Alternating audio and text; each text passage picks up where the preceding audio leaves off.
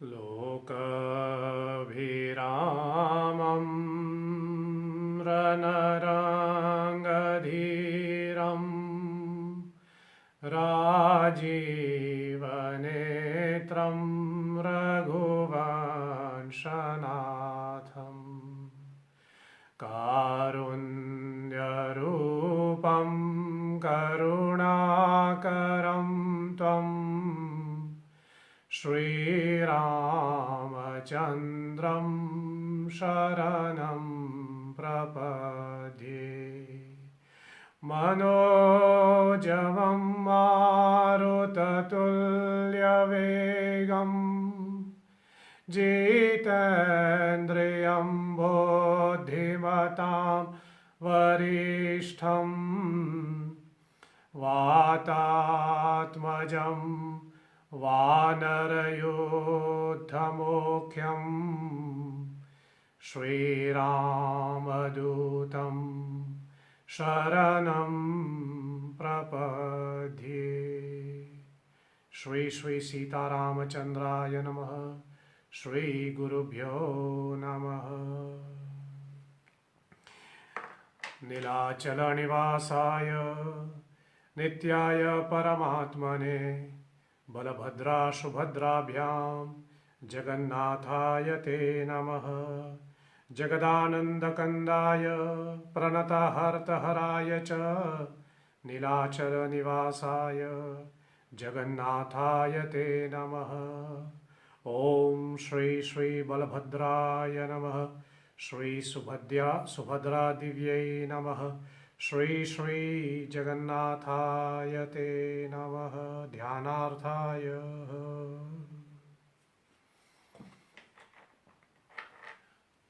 आधुनिकीकरण के सदुपयोग के माध्यम से इस रथ यात्रा के पावन अवसर पर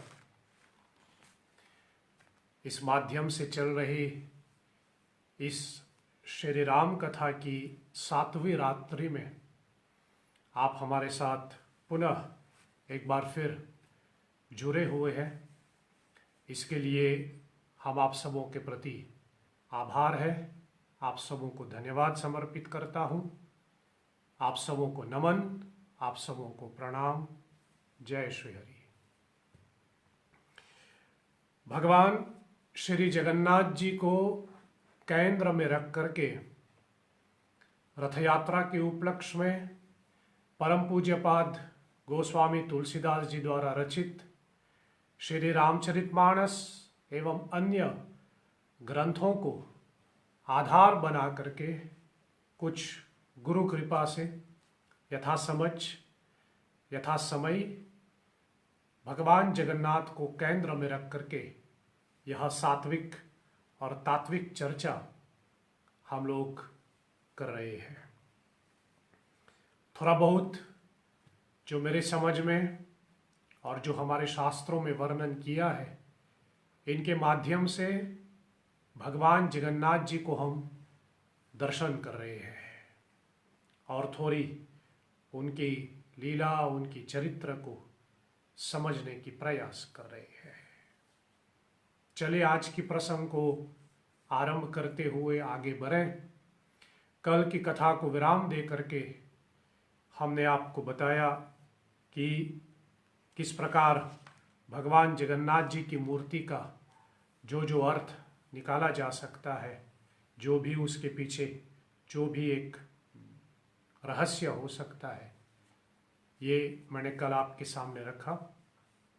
और शायद ये भी इसमें जोर लेना चाहिए कि भगवान का ये जो आधा अधूरा रूप है, जिसको हम अधूरा तो वैसे मानो हम लोग ऐसे बोली भाषा के लिए बोलते हैं, भगवान अधूरा नहीं हो सकता, लेकिन इस आधी अधूरी मूर्ति स्वरूप में जो हम भगवान को देख रहे हैं, इसका एक अर्थ शायद मैं यह भी जोड़ करके आज की मुख्य विषय या फिर आज की सत्संग को थोड़ा आगे बढ़ाऊं।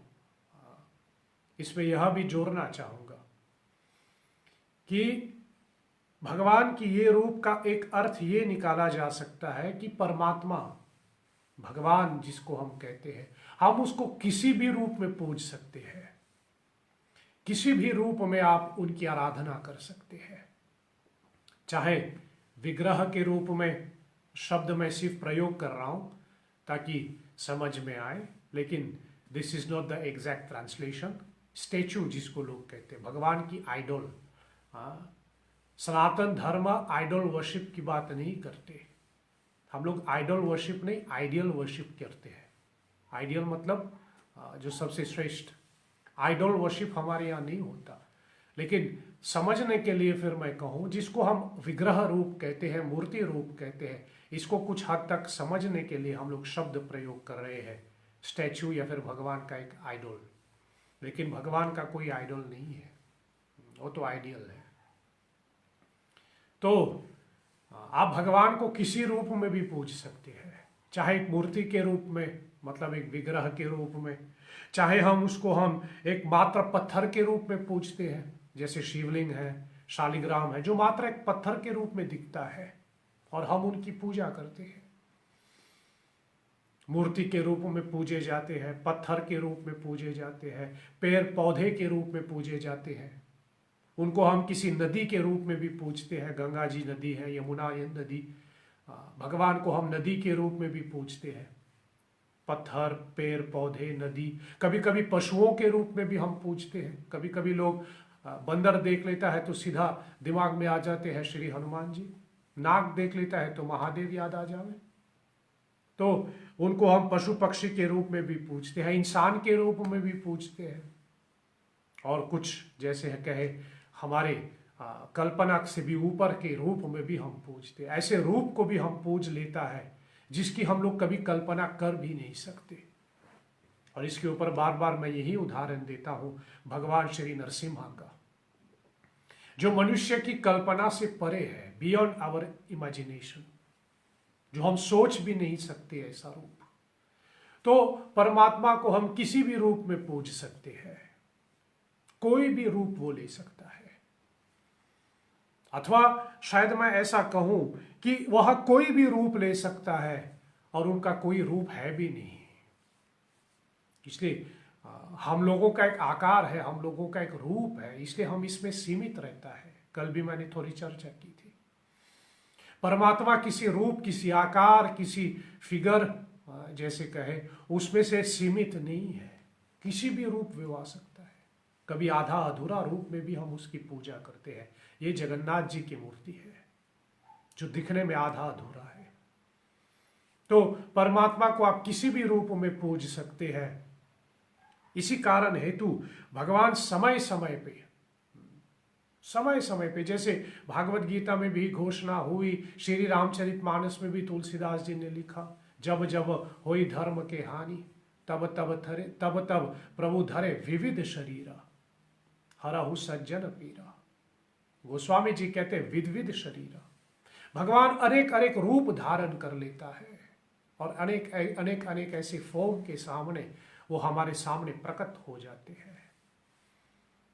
इसलिए किस रूप में भगवान प्रकट हो, किस रूप में भगवान मिल जाए, किस रूप में भगवान को पूजने का अवसर मिलता है, ये शायद हम लोग नहीं बोल सकते, नहीं जान सकते। इसलिए फिर जगन्नाथ जी का ये रूप जो समझ में आता है कि आधा अधूरा के रूप में भी वहां आते हैं, लेकिन परमात्मा हर एक रूप के किसी एक रूप के अधीन में नहीं है। परमात्मा तो सर्वत्र है, परमात्मा सर्वत्र है। सो ये जगन्नाथ जी की मूर्ति के साथ जोड़ा गया। फिर कल मैंने आपको बताया कि आज थोड़ी हम रथ यात्रा के विषय में बात करें, जो आजकल चल रहे हैं वैसे, और जो भगवान जगन्नाथ जी की पूजा का एक बहुत अहम, बहुत विशेष हिस्सा माना जाता है। कहा जाता है स्कंद पुराण की कथा में कि जब महाराज इंद्रद्युम्न ने भगवान जगन्नाथ जी की मूर्ति स्थापना कर ली जगन्नाथ जी के मंदिर में, तब इंद्रद्युम्न राजा ने ब्रह्मदेव से पूछा, ब्रह्मा जी से पूछा कि इस मूर्ति का, भगवान के इस स्वरूप की पूजा, उनकी सेवा, उनकी नीति क्या है। किस रूप में, किस ढंग से उनकी पूजा किया जाए, हाउ टू वर्शिप हिम, किस रूप में उनकी सेवा किया जाए, हाउ टू सर्व हिम, और उनके साथ कौन कौन से नीति जोड़ा गया है, कौन कौन से रेगुलेशन जोड़ा गया है। ऐसा इंद्रद्युम्न राजा जो है वो ब्रह्मा जी से पूछते हैं, तब ब्रह्मा जी अनेक विधान बताते हैं, लेकिन उसके साथ साथ ब्रह्मा जी जो है इस बात के ऊपर जोर देता है कि हर साल इन मूर्तियों की यात्रा होनी चाहिए। और इनकी यात्रा कैसे हो, एक रथ पे बैठा करके इनकी यात्रा करें, जिसको हम रथ यात्रा कह रहे हैं। थोड़ा जगन्नाथ जी के साथ जुड़ा हुआ है वो तो है ही, मैं रथ यात्रा की चर्चा करूं, लेकिन थोड़ा सा रथ यात्रा के मूल विषय पे बात करने से पहले मैं पहले शब्द से दोनों, इसमें दो शब्द आते हैं, रथ और यात्रा, दोनों की अपनी महिमा है और मानस में दोनों गाए गए हैं। यात्रा की भी महिमा गाए गए हैं और रथ की भी महिमा गाए गए हैं। तुलसीदास जी ने दोनों की चर्चा की है। यदि हम यात्रा की ही बात करें तो फिर मैं ऐसा कहूं, रामचंद्र जी 14 साल की यात्रा करते हैं। यद्यपि शब्द आते हैं वनवास, कि राम को 14 साल का वनवास हुआ, ये तो ठीक, लेकिन राम का वनवास अपने आप में एक यात्रा ही था। इसलिए राम स्वयं 14 साल का वनवास के रूप में 14 साल की यात्रा करते हैं। और यात्रा के साथ क्या क्या नियम जोड़ा गया है ये भी मानस में हुआ। लेकिन सर्व प्रसिद्ध, कभी कभी मैं कहूं, हनुमान जी छलांग मार करके लंका जाते, ये भी लंका की यात्रा है हनुमान जी का, जो आकाश मार्ग से वो करता है, आकाश मार्ग से वो यात्रा करता है, हनुमान जी की लंका यात्रा। लेकिन उसमें सर्वप्रथम सर्वोत्तम जिसको हम कहें, जब महाराज भरत चित्रकूट की यात्रा करते हैं राम से भेंट करने के लिए, इसलिए उस संदर्भ में यात्रा की अपनी बहुत सी महिमा गोस्वामी जी ने गाया। और यात्रा के साथ कौन कौन से नियम जोड़ा गया है इसके ऊपर मैंने बहुत बार चर्चा की है। इसलिए यात्रा की भी अपनी महिमा। लेकिन यहां पर हम रथ यात्रा की बात करते, कभी कभी सोचे हम यात्रा करना, कभी कभी शायद ऐसा कहना पड़ता है या फिर ऐसा बोलना चाहिए इसको, हम यात्रा करना चाहें तो हमें तय कर लेना चाहिए, we should decide for ourselves कि हमारी यात्रा कैसे होगी। उड़ करके यात्रा करेंगे, कभी कभी लोग भारत की यात्रा के लिए जाते हैं तो वो तो उड़ करके हवाई जहाज में बैठ करके जाते हैं, और वहाँ पर भी अमरनाथ की यात्रा करना है तो हवाई जहाज से होता है, वैष्णो देवी की यात्रा हेलीकॉप्टर के द्वारा भी किया जाता है, तो उड़ करके भी यात्रा होती है, उड़ान यात्रा शायद मैं कहूँ। एक होता है पद यात्रा, पद यात्रा मतलब अपने पैरों से चले, जैसे यहाँ मॉरिशस में बहुत प्रसिद्ध, हर साल लोग गंगा तालाब की यात्रा करते हैं महाशिवरात्रि के संदर्भ में, और बहुत से लोग पद यात्रा करते हैं, पद में बैठकर, पद का मतलब है पैरों से, पैरों से अपनी यात्रा को संपूर्ण कर लेता है। कुछ कुछ हम शायद इसको कहे, एक शब्द मैं लगा रहा हूं ऐसा, वाहन की यात्रा। जब रामचंद्र जी वापस लंका से अयोध्या जाते तो वाहन में, पुष्पक विमान में बैठ करके भगवान श्रीलंका से अयोध्या जी तक पहुंचते हैं, वो उनकी विमान की यात्रा है। तो एक विमान की यात्रा होती है, तो एक उड़ान की यात्रा, एक विमान की यात्रा, एक पद की यात्रा, पद यात्रा जिसको कहते हैं, और एक है रथ यात्रा, जहां रथ पे बैठ करके यात्रा किया जा रहा है। यात्रा करने वाली को रथ पे बैठा करके उनकी यात्रा हो रही है, इसको रथ यात्रा कहते हैं। तो यात्रा की भी अपनी महिमा, लेकिन विशेष रूप से मैं थोड़ा रथ के विषय में बोलना चाहूंगा। रथ माने चैरियट। पहले पहले जमाने में that used to be a mode of transport, जिसको हम लोग कभी कभी बोली भाषा में कहते घोड़ा गाड़ी। घोड़ा गाड़ी मतलब जो बग्गियां होती थी, जो घोड़ा खींच लेते थे, पीछे आदमी बैठे थे, इसको घोड़ा गाड़ी कहते। कभी कभी घोड़ा गाड़ी हम लोग बोलते हैं। ऊंट की गाड़ी भी होती है जहां ऊंट खींच लेता है। तो उसकी अपनी अपनी एक विशेषता सबकी होती है। लेकिन विशेष मैं मैं ज़्यादा शायद यात्रा की वो ना करके मैं रथ पे ज़्यादा ध्यान दूँ। जो जैसे मैं कह रहा हूँ अभी, एक ज़माने में ये that used to be a mode of transport, रथ पे बैठना। और हमारे सनातन धर्म इतिहास में बहुत से ऐसे कथाओं, बहुत से ऐसे प्रसंग जोड़ा गया है जो रथ के संबंध में आता है। ज़्यादा दूर जाने की आवश्यकता नहीं है। भगवान श्री कृष्ण जब कुरुक्षेत्र की रणभूमि के ऊपर अर्जुन को गीता का पाठ सुनाते हैं, अर्जुन को गीता का उपदेश दे रहा था, उस समय भगवान श्री कृष्ण रथ पे विराजमान थे। उस समय कृष्ण सारथी के रूप में था। इसलिए कभी कभी हम लोग ऐसा माने कि कोई कथा प्रसंग व्यास गद्दी पे बैठ करके कथा सुनाया जाता है, व्यासपीठ पे बैठ करके हम लोग कथा गाए जाते हैं, वो भी ठीक, लेकिन इसका अर्थ सीख से समझ लो। कथा सुनाने वाले व्यक्ति जहां बैठे वो जगह व्यासपीठ कहलाते हैं, वो जगह व्यासपीठ कहलाते हैं। फिर चाहे वो रथ पे बैठे हो, चाहे किसी जैसे हो किसी सिंहासन पे बैठे हो, या किसी कुर्सी पे बैठे हो, जहीं पर भी वो बैठे हैं, कथा जहां पर सुनाया जाता है, जिस जगह पे वो बैठ करके इस कथा सुनाते हैं, वो जगह व्यासपीठ कहलाते हैं। और कृष्ण रथ के ऊपर बैठ करके कथा सुनाता अथवा गीता का उपदेश देता है। श्री हनुमान जी पेड़ के ऊपर बैठ करके, अशोक वाटिका के पेड़ के ऊपर बैठ करके सीता माता को राम कथा सुनाते हैं। तो एक अर्थ में मैं कहूं कि हनुमान जी की उस व्यासपीठ जो पेड़ के रूप में था, in the form of a tree, वहां हनुमान जी श्री राम कथा सीता माता को सुनाते हैं। तो कभी पेड़ के ऊपर भगवान शंकर अमर की कथा सुनाते हैं मां पार्वती को। और अमरनाथ की कथा आप सभी जानते हैं, श्रावण का महीना आ रहे हैं, इसलिए स्मरण आ रहे हैं अमरनाथ भगवान का। श्रावण का हमारी सभ्यता देखो बाप कितने सुंदर है, एक समाप्त हो जाते तो दूसरा आरंभ हो जाते हैं, दूसरा आरंभ हो जाते हैं।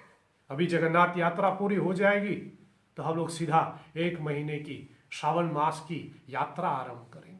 और हमारे काशी, हमारे बनारस में बहुत इसकी महिमा, बहुत से लोग यात्रा करके आते हैं। एक शायद मतलब परिस्थिति हो या जो भी आप कहें, इसके किसी के ऊपर उंगली ना उठाऊं, लेकिन शायद मॉरिशस में थोड़ा एक परंपरा के रूप में है।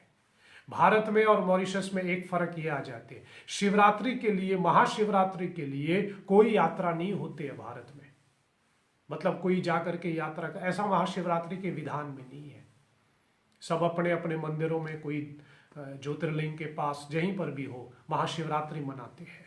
इसलिए महाशिवरात्रि के लिए कोई यात्रा नहीं होती है भारत की।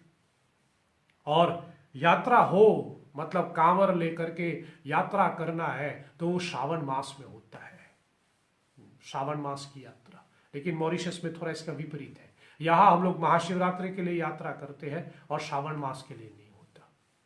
जो कि होना, ऐसा मैं ना कहूँ कि होना चाहिए, लेकिन अगर हम तपोभूमि की परंपरा को माने तो फिर हम कहें शिवरात्रि के लिए कोई यात्रा नहीं होती है। यात्रा होनी है तो श्रावण मास की यात्रा होती है, लोग अमरनाथ के लिए जाते हैं। तो गजब जैसे कहे, एक जगन्नाथ यात्रा पूरी हो जाए तो श्रावण मास की यात्रा शुरू हो जाती है।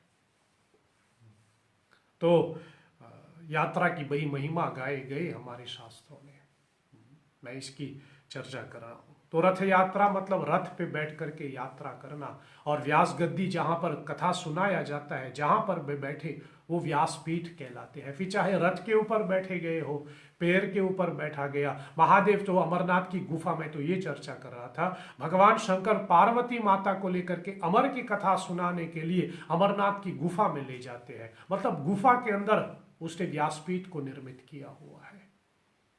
श्री शिव की व्यासपीठ एक गुफा के रूप में है, हनुमान जी की व्यासपीठ पैर के रूप में है, और भगवान श्री कृष्ण की व्यासपीठ एक रथ के ऊपर है।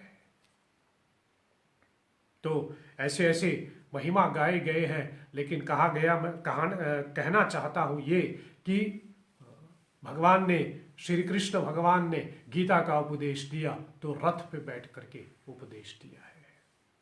और मैं बार बार कहता भी हूँ, अभी गीता के विषय में ज़्यादा ना करूँ लंबा, लेकिन भागवत गीता का उपदेश किसी धर्मस्थल, यद्यपि उसके बाद वो जगह धर्मस्थल ही बन गया, धर्मक्षेत्र बन गया कुरुक्षेत्र, लेकिन धर्मस्थल का मतलब मेरा ये है कि किसी मंदिर में, किसी भागवत के पंडाल में, किसी ऐसी जगह पे भागवत गीता नहीं सुनाया गया। भागवत गीता सुना गया रणभूमि के ऊपर, रणभूमि के ऊपर। तो यहां मैं सिर्फ रथ की बात कर रहा हूं, रथ की अपनी महिमा है। कठोपनिषद की एक बड़ी सुंदर, बड़ी प्रसिद्ध श्लोक आ जाते हैं, थोड़ा आप श्लोक को ध्यान से सुने, बहुत ऐसा बड़ी सुंदर श्लोक है। हमारे शास्त्रों ने हमारे शरीर को रथ कहा है। The human body is a रथ। रथ का मतलब है chariot. The human body is a chariot in himself. हमारा शरीर एक रथ है। और कठोपनिषद की ये सुंदर श्लोक मैं आपके सामने पाठ कर लूं, इस श्लोक को आप ध्यान से सुने, बड़ी सुंदर सरल सी संस्कृत है, थोड़ा एक दो शब्द आप पकड़ ही लेंगे। कठोपनिषद में लिखा गया है, आत्मानाम रथिनाम विधि, आत्मानाम रथिनाम विधि, शरीरम रथमेव च, शरीरम रथमेव च, बुद्धि तुम सारथिम विधि, बुद्धि तुम सारथिम विधि, मनः प्रहग्राहणमेव च, मनः प्रहग्राहमेव च, इंद्रियाणि हयन्यानुर, इंद्रियाणि हयन्यानुर, विषयंस्तु विषयंस्तेस्तु गोचरम, विषयंस्तेस्तु गोचरम, आत्मेन्द्रिय मनोयुक्तम, आत्मेन्द्रिय मनोयुक्तम, भोक्तेयानुर्मनीषिः, भोक्तेर्यानुर्मनीषिः। बड़ी सुंदर श्लोक है ये। कठोपनिषद में कहा गया है, कठोपनिषद में कह रहे हैं, आत्मानाम रथिनाम विधि शरीरम रथमेव च। हमारा शरीर एक रथ है। The human body is a रथ। और रथ का मतलब चैरियट मैंने आपको बताया, जो रथ पे बैठता है, पैसेंजर जिसको हम कह सकते हैं, जो रथ पे बैठता है उसको रथी कहते हैं। उसमें 3 शब्द है, थोड़ा प्रोनाउंसिएशन पे ठीक से ध्यान दें। एक है रथ, एक है रथी और एक है सारथी। 3 शब्द है, रथ, रथी और सारथी। रथ का मतलब है चैरियट, रथी का मतलब होता है जो रथ पे बैठ गया, पैसेंजर, उसको रथी कहता है, और सारथी उसको कहता है जो उस रथ को चला रहे हैं, चैरिटी जिसको हम कहे, ड्राइवर कहो आप। तो हमारा शरीर एक रथ है। This human body is a रथ। और उसकी सारथी कौन है? आत्मानाम रथी विधि, रथिनाम विधि। हमारी आत्मा इस शरीर रूपी रथ का रथी है। द आत्मा is the passenger of this रथ। और सारथी कौन? बुद्धिम तु सारथिम विधि। हमारी बुद्धि इस रथ की सारथी है, इस रथ को चलाने वाला। बुद्धि तु सारथिम विधि। मनः प्रग्रहणमेव च। मन जो है, हमारी मन इस रथ का लगाम है, राइन्स जिसको हम कहते हैं, लगाम। आपने कभी देखा होगा जो रथ चलाते हैं, पीछे रथ होती है, आगे अश्व होती है, घोड़े होते हैं, सारथी बैठ जाते हैं। सारथी घोड़े को कैसे कंट्रोल करता है? एक लगाम के द्वारा, जिसको गाड़ी में अगर हम कहें तो गाड़ी के हिसाब से कहें स्टीयरिंग, ये लगाम है। तो कठोपनिषद में कहा गया कि हमारा शरीर एक रथ है, जिसके रथी, जिसकी पैसेंजर हमारी आत्मा है, और इस रथ की सारथी हमारा मन, हमारी बुद्धि है। सॉरी, इस रथ की सारथी हमारी बुद्धि है, और इस रथ का लगाम हमारा मन है। फिर आत्मेन्द्रिय मनोयुक्त इंद्रियाणि हयम यादुर विषयम अस्तु गोरोचन। हमारी इंद्रियां, हमारी सेंसर्स, जो गिनती में 10 आते हैं, 5 कर्म इंद्रियां और 5 ज्ञान इंद्रियां, ये इस रथ के अश्व है, ये इस रथ के घोड़े हैं जैसे कहे। तो मैं फिर से वही दोहराऊं, हमारा शरीर एक रथ, आत्मा हमारी इसकी रथी, हमारा बुद्धि इसकी सारथी, हमारा मन इसका लगाम और इसका अश्व हमारे इंद्रियां। और जिस प्रकार विषयानिष्टु गोरोचन, जिस प्रकार अश्व जो है, घोड़ा जो है वो यहां वहां दौड़ता रहता है, घोड़ा जो है वो यहां वहां चलता रहता है, उसी प्रकार हमारी इंद्रियां विषयों पर, विषयान अस्तु गोरोचन, हमारे विषय, हमारे शरीर, हमारे इंद्रियां विषयों के पीछे भागता है। हमारा मन जो है विषयों के पीछे भागता है। जो घोड़सवारी करते हैं आप जानते हैं, जैसे आप घोड़ा पे बैठ गया तो घोड़ा अपने आप शुरू हो जाएगा चलना। वो जहां उसके मन करे वो जाएगा, वो दौड़ेगा जहां मन करे। लेकिन अगर आप चाहते हैं कि घोड़ा जो है वो धीरे चले, या अगर आप चाहते हैं कि घोड़ा तेज चले, या अगर आप चाहते हैं कि घोड़ा इस दिशा में ना जाए तो उस दिशा में जाए, तो क्या करना है? लगाम को खींचना है। उसी प्रकार हमारी इंद्रियां घोड़ा है, वो यहां वहां भागता रहता है। कभी मन यहां चला जाता है, कभी हम पालाप सुनने के लिए चले जाते हैं, हमारे कान चले जाते हैं, कभी जो ना देखने की वो है उसको ही हम देखने जाते हैं, जो ना खाने की शास्त्र ने जो खाने की मना किया है कि मत खाओ, हमारी जुबान वही खाना चाहते, इसी को विषय कहते हैं। इसे तो हम भगवान विष्णु की आरती गाते हुए कहते, विषय विकार मिटाओ पाप हरो देवा, श्रद्धा भक्ति बढ़ाओ संतन की सेवा, ओम जय जगदीश हरे। इसको विषय कहते हैं, विषय विकार, जहां हमारा मन इन सब विषयों पे भटक जाते हैं। लेकिन श्लोक में लिखा गया, आत्मेन्द्रिय मनोयुक्तम भुक्तोर्यनम यनुर मनीषी। मनीषी मतलब जो बुद्धिमान है, जो बुद्धि व्यक्ति है, वो इस घोड़े रूपी रथ की लगाम को ठीक से पकड़ लेता है और इस मन रूपी या फिर इंद्रिया रूपी घोड़े को यहां वहां भटकने नहीं देता। जब तक घोड़े जो है, जैसे कहे रथ में, जब तक घोड़ा लगाम से जुड़ा रहता है तब तक रथ गलत जगह पे नहीं जा सकता। जब तक सारथी रथ का लगाम ठीक से पकड़ करके उसको ठीक से कंट्रोल कर रहे हैं, तब तक वो रथ कहीं गलत रास्ते पे नहीं जाएगा। उसी प्रकार जब तक हम अपने इंद्रियों को लगाम करके, अपने इंद्रियों को कंट्रोल करके हम अपनी रथ को आगे बढ़ा रहे हैं, शरीर रूपी रथ को, हमारा शरीर रूपी रथ कहीं गलत रास्ते पे नहीं जा सकता। इसलिए भगवान श्री राम नवदा भक्ति में कहते, चत्ता दम शील भर ही बहु करमा। चौथे प्रकार, the six form of devotion is self control. आज सवेरे श्री हरि सेवा संस्था के Shri the Ramcharitmanas mission Facebook page पे इसी की मानस सूत्र दिया गया है। चौथा, the six form of devotion, the six form of devotion. छत्ता दम शील बिरही बहु Karma. Self control is a six form of devotion. भगवान श्री राम शबरी माता से नवदा भक्ति की बात करते हैं और नवदा भक्ति में शबरी माता को 9 प्रकार की भक्ति बताते हुए भगवान राम कहते कि प्रथम भक्ति क्या है, दूसरी भक्ति क्या है, तीसरी तरह की भक्ति क्या है, चौथा क्या है, पांचवा क्या है, फिर चौथा भगवान राम कहता है self control is a form of devotion. इससे सेल्फ कंट्रोल जरूरी है ताकि हमारे शरीर रूपी रथ यहां वहां ना भागे।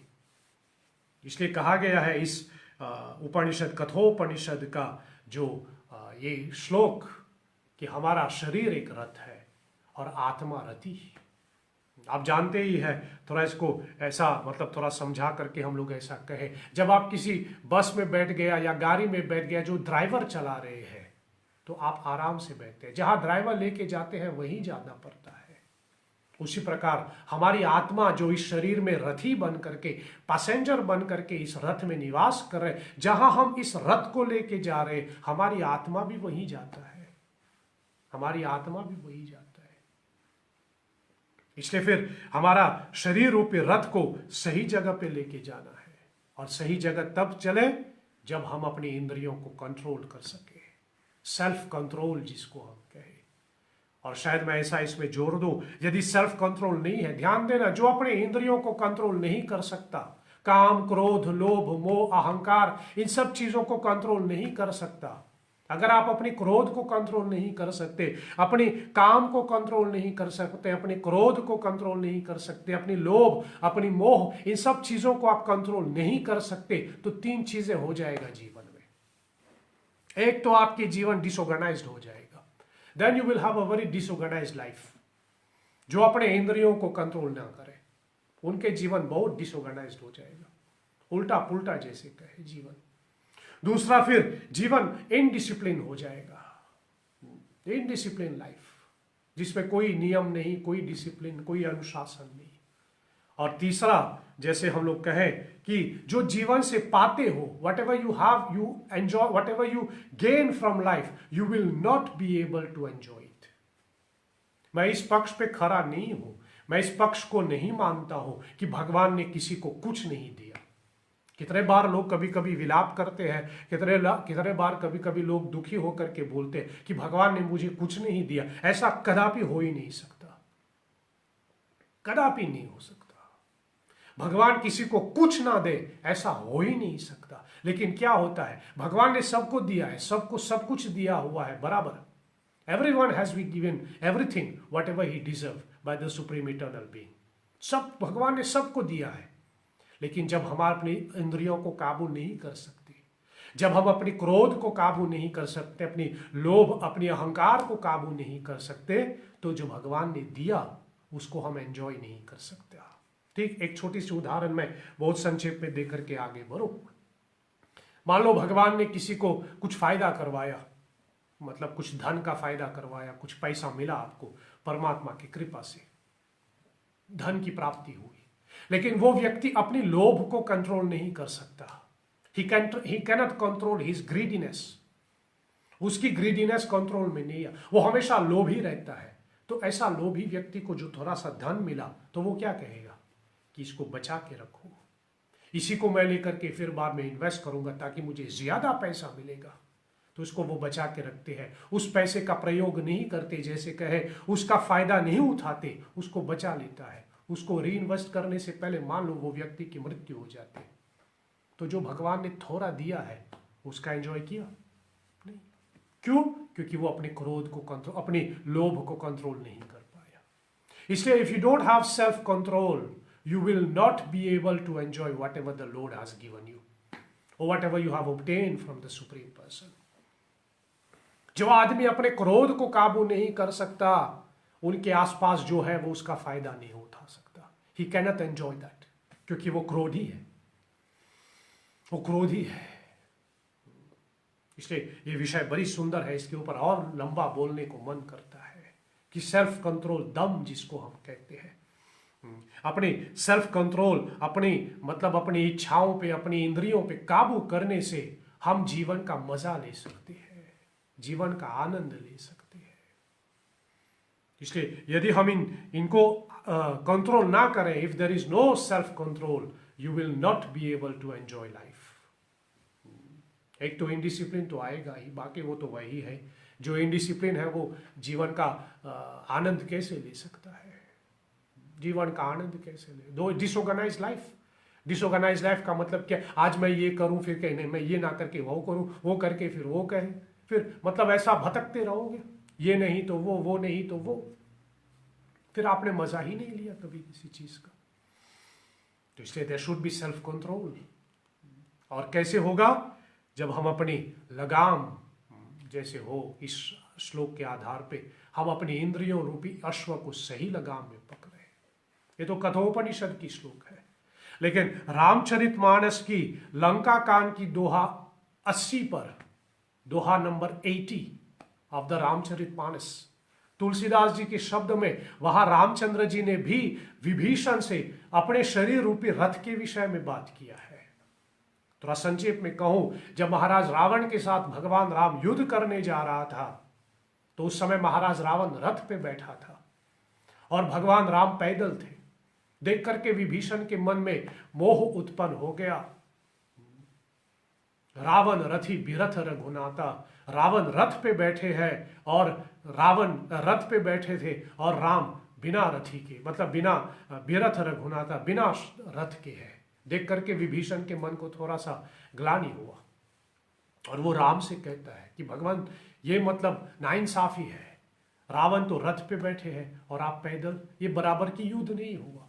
तब राम मुस्कुरा करके, उस समय इसके ऊपर मैंने बहुत पहले कथा भी किया हुआ है, धर्मरथ जिसको हम कहते, जिसको मैंने कहा, जिसको शब्द दिया गया है धर्मरथ। तब रामचंद्र जी विभीषण को बताते, हमारा शरीर स्वयं एक रथ है, जिसने अपने शरीर रूपी रथ को समझ लिया, उसको और किसी रथ की आवश्यकता नहीं है, और किसी रथ की आवश्यकता नहीं है, क्योंकि शरीर रूपी रथ को समझ लिया।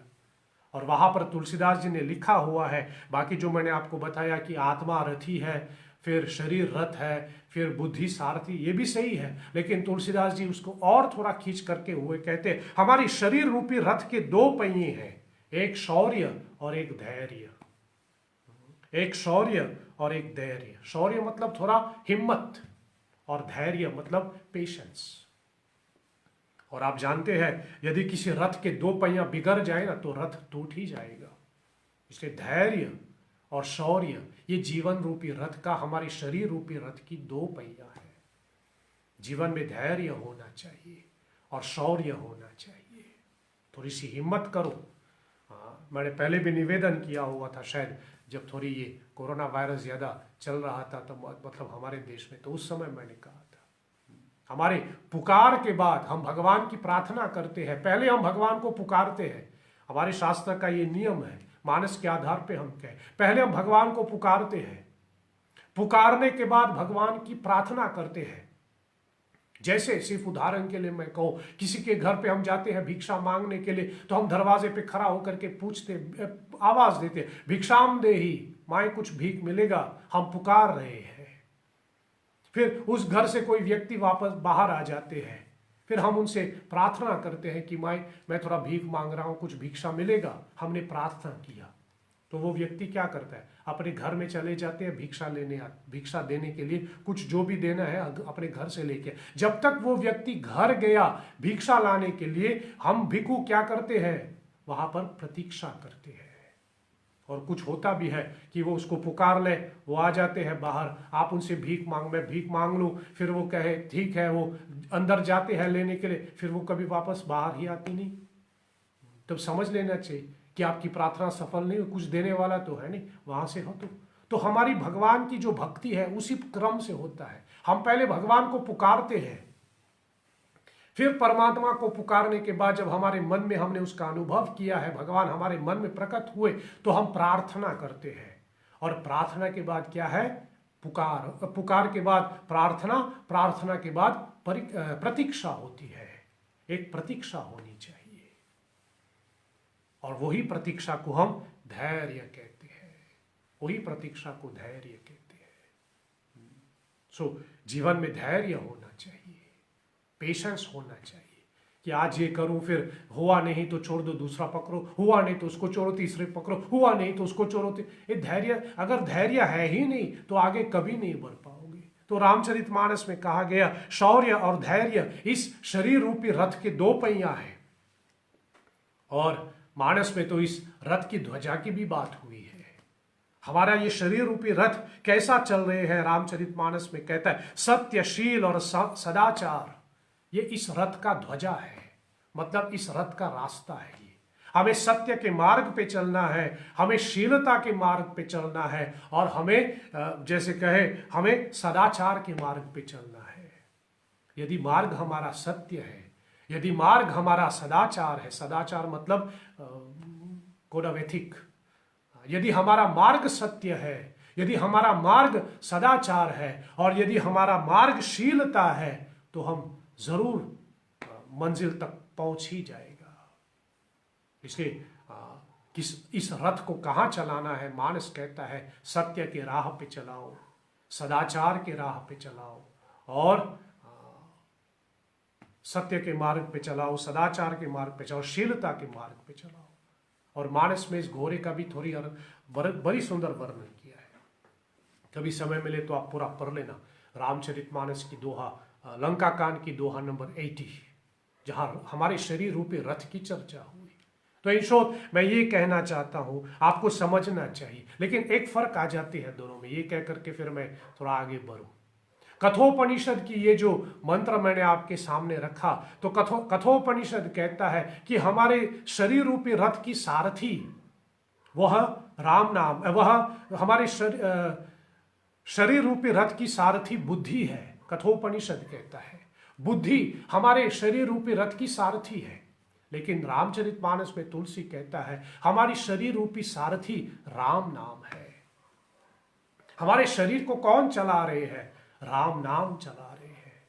इसे जितना राम नाम का पाठ करोगे, जितना राम नाम का जाप करोगे, जितना राम राम का उच्चारण करोगे, जितना राम नाम लोगे, जितना हरि नाम का पाठ करोगे, उतना ही हमारे शरीर सही रास्ते पे चलता रहेगा। चलो सारथी समझ में ना आए तो फिर मैं ऐसा कहूं, जैसे गाड़ी चलाने के लिए हमें पेट्रोल भरना पड़ता है, फ्यूल भरना पड़ता है गाड़ी में, तब जाकर के गाड़ी चलेगा। और जितना आपकी फ्यूल ज्यादा है उतना आपकी गाड़ी दूर तक जाएगा। और जब फ्यूल कम हो जाते हैं तो गाड़ी जो है थोड़ा डगमगाना शुरू कर देता है, और आखिर में जब फ्यूल खत्म हो जाते तो गाड़ी वही के वही ठप पड़ जाते हैं। उसी प्रकार जितना शरीर में राम नाम हो, जितना जीवन में राम नाम का जाप हो, जितना जीवन में हरि नाम का जाप हो, उतना हमारे जीवन आगे बढ़ता रहेगा। लेकिन जैसे जीवन में हरि नाम, जैसे जीवन में राम नाम कम पड़ने लगा तो हमारे जीवन थोड़ा दवादोल होने लगा। और जिसके जीवन में राम नाम है ही नहीं तो उसके जीवन वही ठप पड़ जाता है। इसलिए हमारे जीवन जो है, उस हमारे जीवन रूपी रथ का, हमारे शरीर रूपी रथ की सारथी तुलसीदास जी कहते हैं राम नाम है। ईश्वर भजन इसका सारथी है। और यदि सारथी कृष्ण जैसा हो, यदि सारथी राम नाम जैसा हो, तो हमारा रथ सही दिशा पे जाएगा। रथ कहां जाता है, मतलब उस रथ की दिशा क्या होगी, उस रथ की दिशा सारथी पे निर्भर है। लेकिन ध्यान देना, भागवत महाभारत में कृष्ण बताते भी है कि सारथी की अपने कुछ एक सीमा भी है, लिमिटेशन भी है। और हम लोग तो ये भी मानते हैं कि सारथी से वैर ना करो। सारथी से वैर करोगे, आप किसी बस में बैठ गए या फिर आपने ड्राइवर से वैर कर लिया, तो ड्राइवर बस को जहां मतलब खाई में गिरा दे तो फिर आप ही की हानि होगी। या फिर गाड़ी चोर के चल के जाए तो फिर क्या करोगे? या फिर जानबूझ के ड्राइवर गाड़ी को धीरे धीरे जाए, उस ऐसे परिस्थिति में जहां आपको जल्दी भी है और ड्राइवर धीरे धीरे चल रहे हैं, कोई प्लेन छूटने वाला है और ड्राइवर से वैर कर लिया और बेचारा ड्राइवर धीरे धीरे चलेगा फिर। तो इसलिए सारथी से वैर नहीं होना चाहिए। इसलिए अपने जीवन रूपी सारथी, हमारी शरीर रूपी सारथी जो राम नाम है, उससे वैर न हो, नहीं तो फिर वो रथ छोड़ देगा हमारा। तो हमारा शरीर एक रथ है, जिसकी रथी आत्मा है, उसका लगाम हमारा मन है। और लगाम सही कैसे हो? जब हमारे मन में तीन चीजें हो। ध्यान देना, मानस में तुलसी कहता है जब हमारे मन के अंदर तीन चीजें हो तो समझ लेना मन रूपी लगाम को आपने कंट्रोल कर लिया। मन को कंट्रोल नहीं करना है। मैं इस पक्ष में नहीं बैठा हूं कि we should try to control the mind, no. जैसे पानी को हम लोग पानी बॉईल करके पीते हैं, नहीं मतलब पानी को लेते हैं, नल से पानी लेता है, फिर उसको बॉईल करके पीता है। ठीक, क्यों बॉईल पीता है, क्यों बॉईल करके पी लेता है? क्योंकि जो टैंक से पानी आते हैं वो टैंक शुद्ध नहीं है। होना ये चाहिए कि रोज जाकर के वो टैंक साफ कर ले, रोज अपने वाटर टैंक को साफ करके उसको है करके शुद्ध करके तब उसमें पानी। रोज कैसे कर पाओगे? तो हम रोज वाटर टैंक को साफ नहीं कर पाएगा ना। तो हम लोग क्या करते हैं, पानी को फिल्टर करते हैं, उसको बॉईल करके तब पी लेता है। उसी प्रकार रोज हम अपने मन को काबू में नहीं कर पाएगा। हम लोग कलयुगी जीव है, इसलिए अपने मन को कंट्रोल करने की कोई ऐसी आवश्यकता नहीं है मेरे समझ में। बाकी जो करे सो करे, लेकिन मैं कहूं कि अपने मन में तीन चीजें उत्पन्न कर लो, इससे आपका मन फिल्टर हो जाएगा। अपने मन में तीन चीजें ले आओ। पहली, अपने मन में क्षमा ले आओ, द एबिलिटी टू फॉरगिव। या देवी सर्वभूतेषु क्षमा रूपेण संस्थिता। क्षमा रूपेण, क्षमा करने की एक मतलब भावना अपने मन में जगाओ। जिसके मन में क्षमा है वो मन हमेशा कंट्रोल रहता है। और क्षमा का मतलब मैंने बार बार कहा है, क्षमा का मतलब होता है कि स्वीकार कर लेना। उसने गाली दी तो क्षमा कर दो यार। क्षमा करने का मतलब ये क्या है कि उसने जो गाली दिया स्वीकार कर लो। हाँ, ये मैं नहीं बोलता कि उसने गाली दिया तो माफ कर दो और मतलब भूल भी ना, भूलना नहीं। To forgive is not to forget, मैं बार बार बोलता हूं, फॉरगेट नहीं। क्यों? क्योंकि फिर दूसरे ऐसी परिस्थिति पैदा ना करो कि फिर ऐसा ही बराबर हो जाए। इसलिए अपनी गलतियों से सीख लो, लेकिन फॉरगिव कर लो, स्वीकार कर लो जो हुआ, स्वीकार कर लो।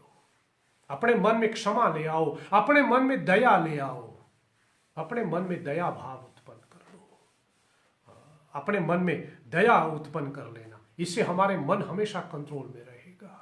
और तीसरा सबसे बड़ी बात मैं कहूं, सबसे विशेष बात मैं शायद कहूं, अपने मन में समता ले आओ। समता का मतलब होता है डिस्क्रिमिनेशन फ्री, किसी प्रकार का भेदभाव नहीं।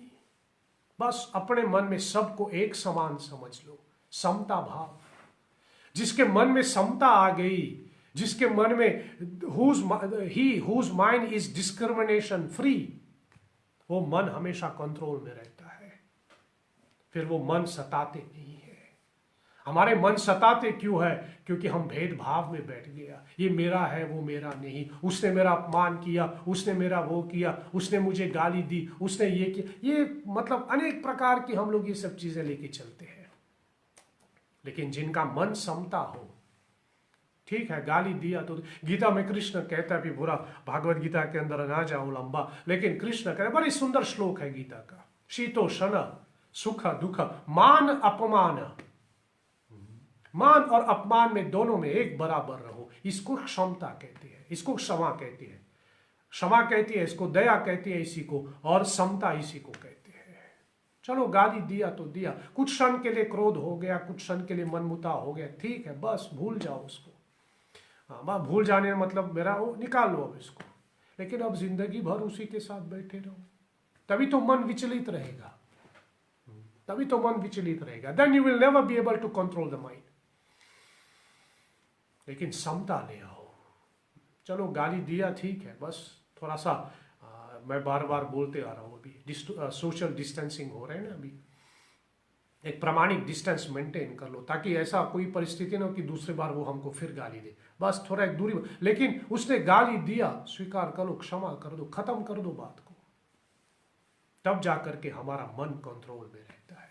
नहीं तो फिर हमारा मन विचलित चलता रहेगा, और मन ही मन में हम किसी को गाली दे, उसको गाली दे, उसको, ये तब तो चलता रहेगा। तो हमारा शरीर रथ है, हमारी आत्मा रथी है, हमारी आत्मा रथी है, और शरीर रूपी रथ का लगाम हमारा मन है। हमारे इंद्रियां, 5 कर्म, 5-10 ज्ञान इंद्रियां, ये 10 घोड़े हैं इस शरीर का, और कृष्ण सारथी है। और मैं कहूं कि द्वापर युग में कृष्ण सारथी था, लेकिन कलयुग में हमारे शरीर रूपी रथ की सारथी है राम नाम। हमारे कलिकाल में, हमारे कलयुग के समय में इस रथ का, हमारे शरीर रूपी रथ का सारथी है राम नाम, ईश्वर का भजन, परमात्मा हरि नाम का जाप।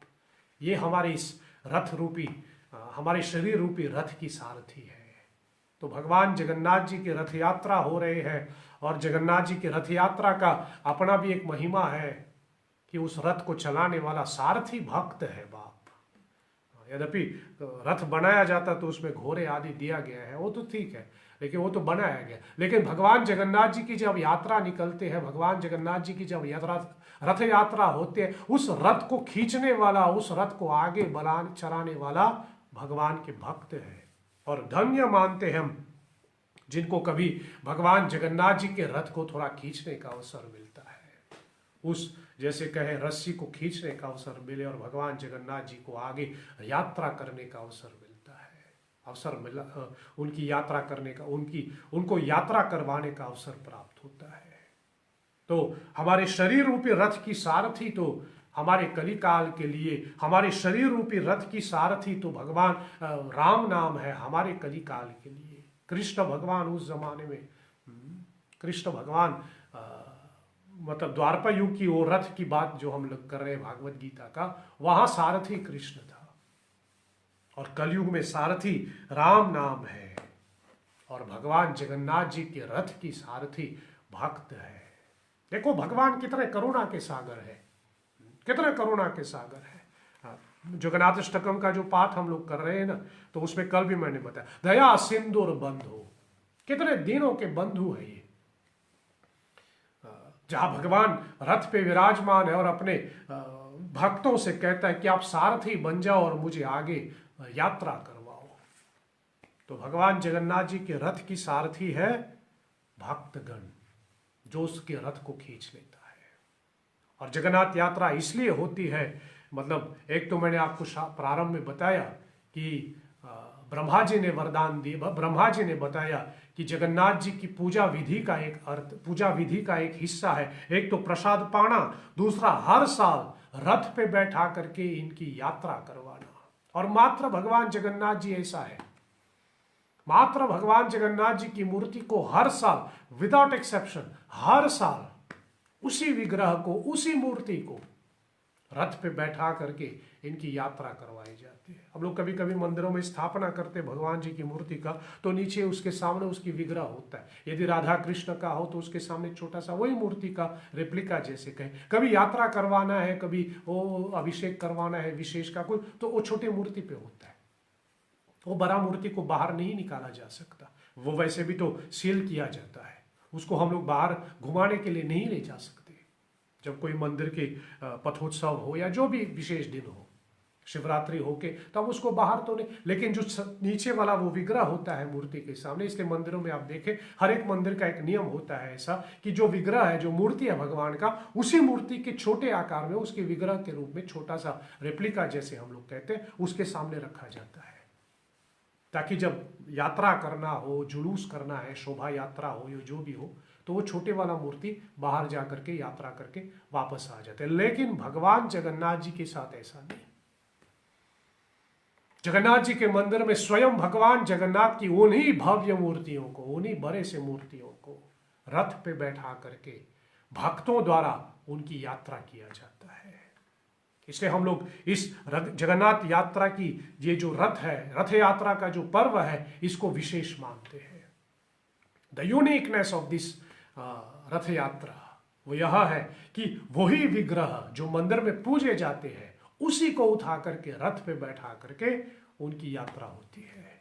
और फिर मैं वही दोहराऊं कि उस रथ को चलाने वाला उनके भक्त है, भक्त उस रथ को खींच लेता है।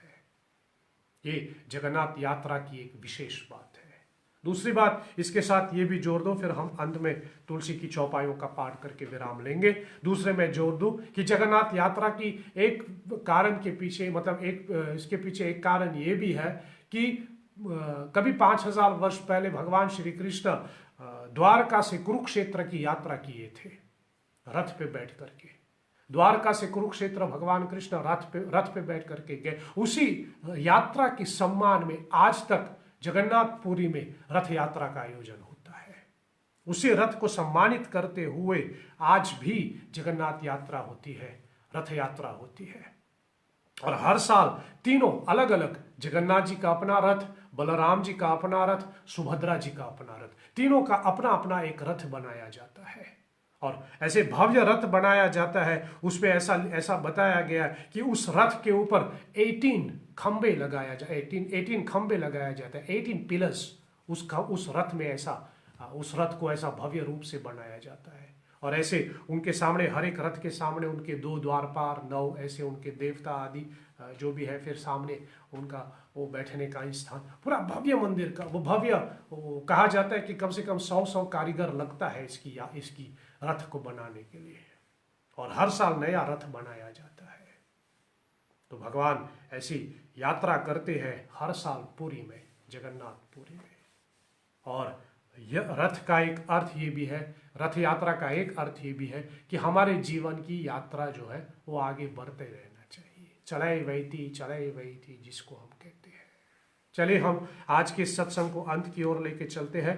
अंत में हम लोग आज थोड़ा सुंदरकांड नहीं, अंत में हम थोड़ा गोस्वामी जी की चौपाइयों का थोड़ा पाठ कर लें। बालकांड की दोहा 118वें जो इस कथा का मुख्य चौपाई है, इसकी पाठ करके फिर हम जगन्नाथ अष्टकम की शायद 36 श्लोक का वर्णन करो, जो कल 5वां तक हुआ। आज श्लोका नंबर 6 का मैं वर्णन करके आज की सत्संग को मैं विराम दूँ।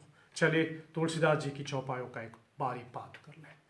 मंगल भवन अमंगल हारी, द्रवहो सुदशरथ अजीर बिहारी।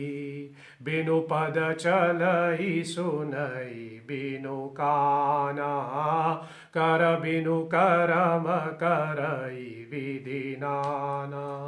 बिनु पद चलई सुनई बिनु काना, कर बिनु करम करई विधि नाना। आनन रहित सकल रस भोगी, बिनु बानी बकता बर जोगी। आनन रहित सकल रस भोगी, बिनु बानी बकता बर जोगी। तन बिनु परस नयन बिनु देखा, ग्रह ही ग्रान बिनु बास अशेषा।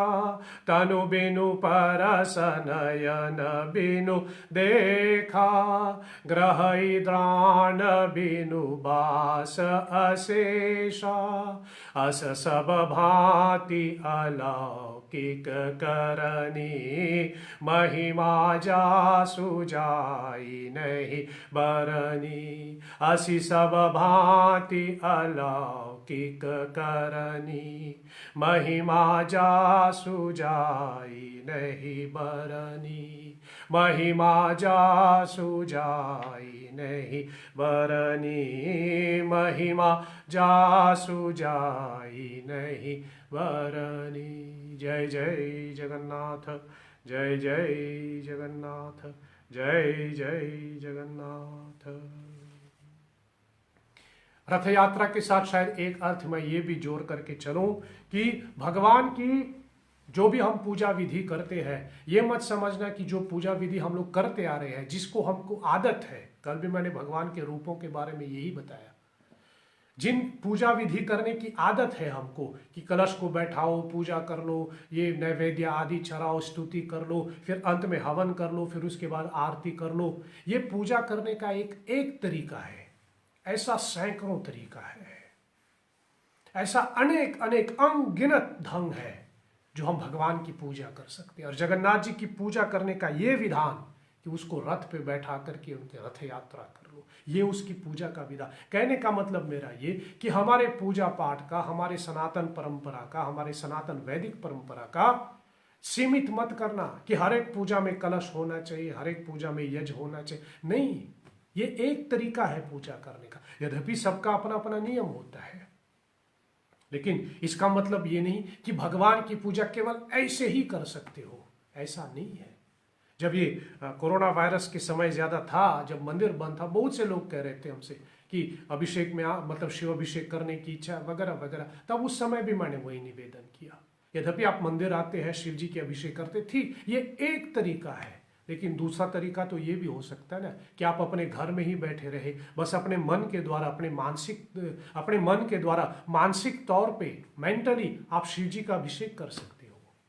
किसी को भोजन करवाओ, ये भी अपने आप में एक पूजा है। इसलिए कहने का मतलब मेरा ये कि हमारे रिचुअल्स को लिमिटेड मत समझना। भगवान की पूजा करने का सैकड़ों तरीका है, अनेक तरीका है, और जगन्नाथ जी की पूजा करने का एक तरीका है कि उनको रथ पे बैठा करके उनकी यात्रा करो। एक साल मैंने मॉरिशस में किया भी था बहुत पहले, आपको स्मरण होगा कि जगन्नाथ यात्रा करने की इच्छा थी हमारी, तो भव्य रूप से वही वैसा नहीं हो पाएगा, तो हमने क्या किया, अपने जगन्नाथ जी की मूर्ति को रोज एक एक भक्त के घर पे हम उसको घुमाते ले गया। आज उसके घर पे गया, रात को सत्संग हुई, मूर्ति को वही छोड़ दिया।